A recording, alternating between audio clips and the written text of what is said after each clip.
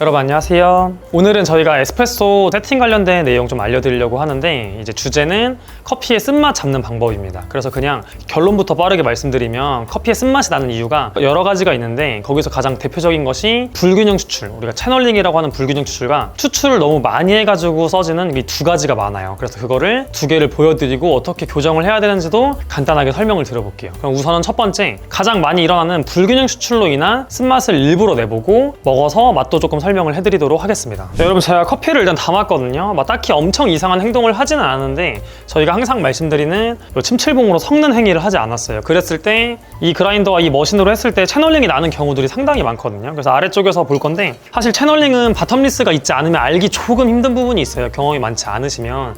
그래서 혹시나 내가 조금 더 세팅을 명확하게 잡고 싶으신 분들은 10만 원 좀 안 되거든요. 머신에 맞는 그 바텀리스 사셔가지고 보시면 좋을 것 같아요. 그럼 한번 볼 건데, 이쪽에서 수출이 먼저 이렇게 터질 거거든요. 그래서 한번 볼게요. 위에서부터 커피가 나오는 거 여러분 눈에 보이실 거예요. 그리고 위쪽은 색감이 연하고 다른 쪽들은 진득하고 위로 추출이 계속 쏠리거든요. 이렇게 이런 게 채널링입니다.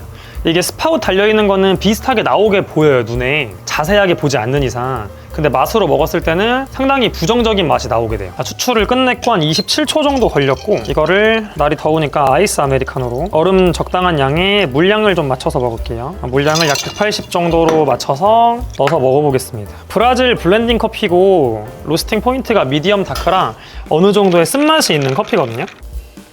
일단은 이 커피가 가지고 있는 어느 정도 맛들과 향이 나오긴 하는데, 지금 끝이 엄청 쓰고 또 이 커피가 엄청 다크한 게 아니라 텁텁해요. 텁텁하고 떫은 느낌들이 나거든요. 근데 여러분 이따가도 설명드릴 건데, 추출을 그냥 정상적으로 많이 한 거랑 이렇게 채널링이 나서 나오는 쓴맛에 약간의 차이가 있어요. 채널링이 난 쓴맛의 가장 큰 대표적인 특징은 커피가 너무 가벼워요. 너무 가볍고 끝은 또 쓰고 떨고 텁텁한 맛이 나거든요. 근데 이따가 할 정상적인 세팅에서 그냥 추출을 많이 하는 거는 쓰고 떨고 텁텁하긴 해요. 하지만 가운데 부분의 맛들이 가볍거나 농도가 안 나오거나 하지는 않습니다. 그래서 여기 잠깐 놔둔 다음에, 이번에는 정상 추출해서 제가 추출량을, 지금 이게 한 32g 나오는 세팅이거든요. 거의 한 50g까지 뽑아보도록 할게요. 그럼 바로 시작해 보겠습니다.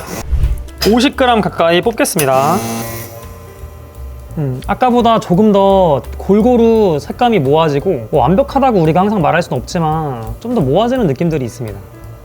그렇죠? 이렇게 쭉 뽑을게요. 한쪽으로 편리하지 않죠? 그래서 아까 32g 세팅이 27초 정도였으니까 이건 50까지 받으면 시간은 더 늘어날 거예요. 근데 입자를 바꾸지 않고 확인을 하겠습니다. 이렇게 노란 부분들, 이 뒷부분을 많이 받으면 커피가 가지고 있는 쓴맛이나 부정적인 성분이 많이 나올 수 있거든요. 지금 49.5g 나왔고 시간은 35초 걸렸어요. 이걸 동일하게 아메리카노로 만들어서 먹어볼게요. 그러니까 지금 18.5g 제가 커피 담았거든요. 여기 50g이면 솔직히 추출량이 많은 편이에요.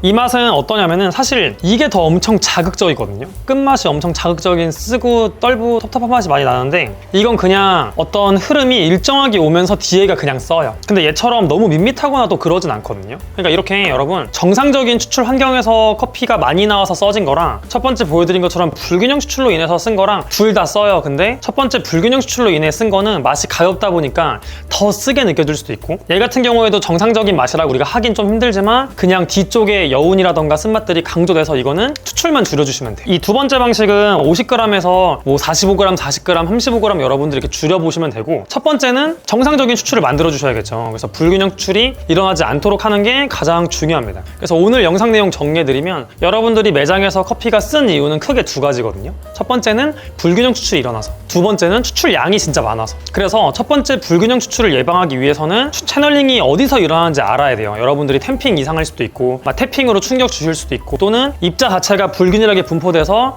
이 섞는 작업을 무조건 해야 될 수도 있고, 이걸 판단하신 다음에 내가 활용할 수 있는 적합한 방법을 찾으시면 너무 좋을 것 같고, 두 번째로 추출량이 많아서 쓴 경우는 버튼 눌러서 여러분들이 쓰시는 거 몇 그램 나오는지 보세요. 너무 많으면은 저는 기본적으로 2g에서 4g씩 조정하는 걸 추천드리는데, 큰 변화를 원하시면은 4g씩 줄여보시는 걸 추천을 드립니다. 그렇게 줄여보시고 드셔보시고 그때 그람 수를 버튼에 다시 저장을 하시면 되겠죠. 요가 이렇게 두 가지 방법으로 어느 정도의 쓴 커피들을 좀 예방하실 수 있어요. 이거 외적인 거는 커피가 그냥 너무 다크하거나 너무 오래된 커피인 경우들이 많습니다. 그래서 너무 뭐 오래되거나 다크한 커피들은 그 선에서 좀 움직일 수 있는 게 적다 보니까 그건 여러분들이 로스터리 업체를 말해서 제품을 바꾸거나 커피 관리에 조금 더 힘을 써주셔야 되거든요. 너무 오래되지 않도록. 근데 정상적인 컨디션에서 맛이 쓰다면 오늘 이 두 가지 방법을 쓰시면 너무 좋을 것 같아요. 그래서 오늘은 여기서 영상 마치도록 하고 다음번에 또 도움되는 정보 가지고 찾아오도록 하겠습니다. 그러면 시청해주셔서 감사합니다.